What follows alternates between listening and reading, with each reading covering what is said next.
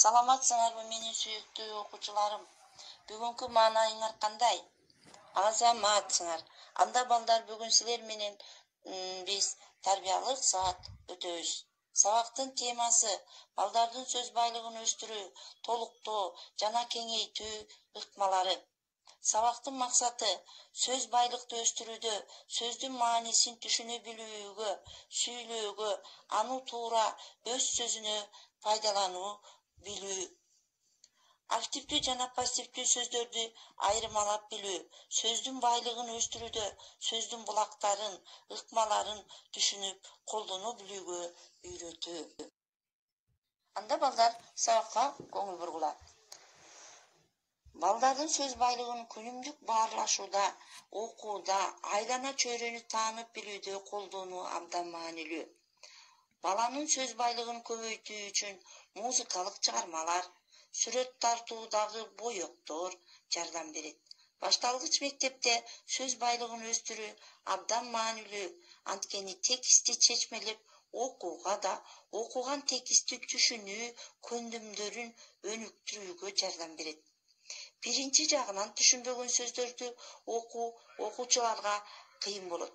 Экинчи жагынан текстеги көпчүлүк сөздөрдүн маанисин билбесе, алар окуган маанисин түшүнбөйт.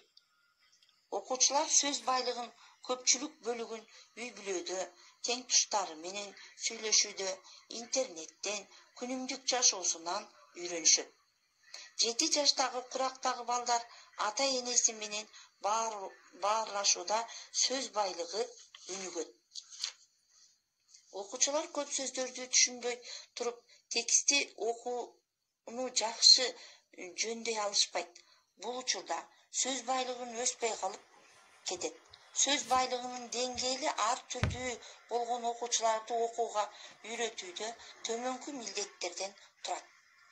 Окуу процессинде керектүү сөздөрдү түшүнүү, жолго коюу көпчүлүк учурда күндөлүк турмушта колдонулбайт, бирок аны окутуу үчүн абдан зор мааниге ээ. Мисалы, математикада бөлүнүүчү, бөлүүчү деп эле математика сабагында гана колдонобуз. Кыргыз тилинде зататоч, этиш, тактош сөздөрдү бул кыргыз тилинде сүйлөнөт. Бирок жаңы сөздөрдү бала күнүмдүк өзүнүн сөзүндө буну колдонбойт.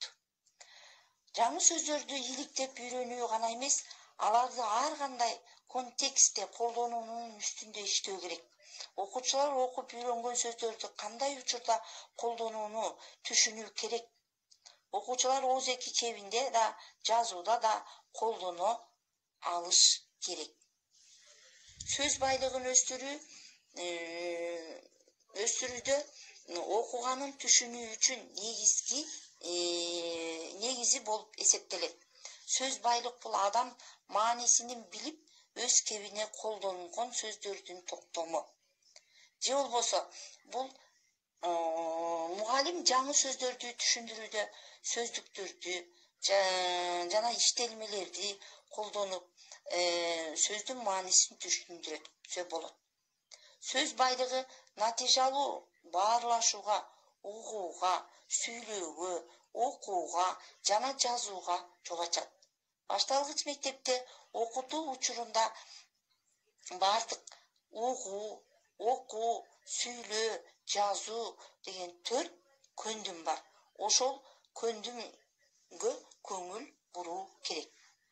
Сөз байлыгынын 2 түрү бар. Активдүү сөз байлык.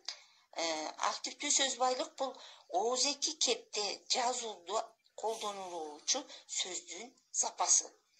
Пассивдүү окуганда, жазганда, билген жана жазууда муну колдонбойт балдар.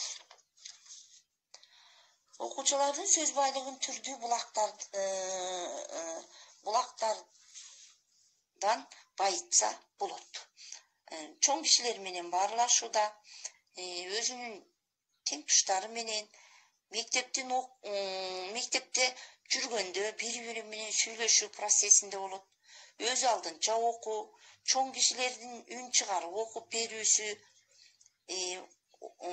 ошондой эле көркөм фильмдер, музыка, интернет, газеталар, журналдар, социалдык тармактар, театр, парк, музей, дүкөн, базар, газеталар ушулар баланын сөз байлыгын өстүрүүнүн булактарына кирет экен.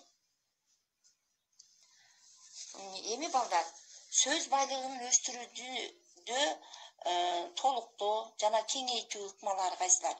Биринчи, сөз байлыгын өстүрүү боюнча ыкмаларга сөздүн маанисин мугалимдин түшүндүрмөсү. Биринчиси ал мугалимдин түшүндүрмөсүнө кирет экен. Экинчи, маалымдама адабиятты пайдалануу. Үчүнчү, сөз жасоо жолдорун эске алуу. Төртүнчү, окутууда көп кайталануучу сөздөр. Сөздөрдү топтоштуруу. Омонимдер, синонимдер, антонимдер, макалдар, табышмактар кирет. Жана фразологиялык сөздөр кирет балдар. Мына балдар, бүгүнкү өтүлгөн сабакты түшүндүңөрбү? Эмесе балдар, анда сабагыбызды ышыктап алалы. Мен силерге суроо берейин, суроолорго жооп бергиле. Башталгыч класстарда сөз байлыгын өстүрүүдө канча көндүмдөрдү билесиңер?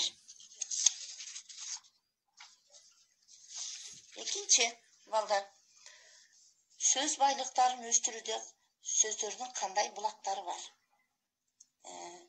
Үчүнчү, сөз байлыктарын өстүрүүдө кандай ыкмалар бар? Ошону түшүнгөнүңөрдү мага айтып бергиле. Бүгүнкү тема силерге түшүнүктүү болду деп ойлойм. Сабакка активдүү катышканыңарга чоң рахмат. Саламатта